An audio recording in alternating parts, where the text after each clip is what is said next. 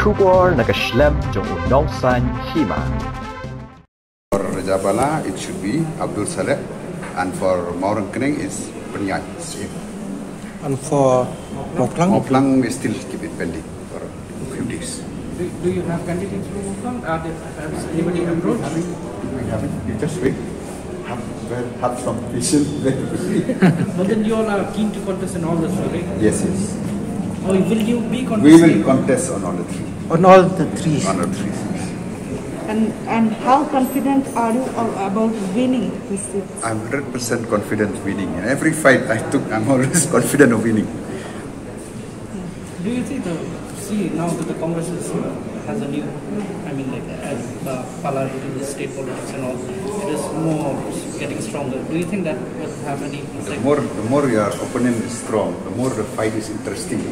So we like our opponent to be strong. We will see. 30th is the voting day, and 2nd is the result. So let's see whether he is right or wrong.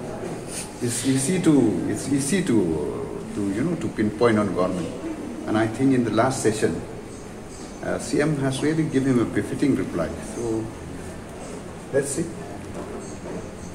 Thank you. Thank you. Okay.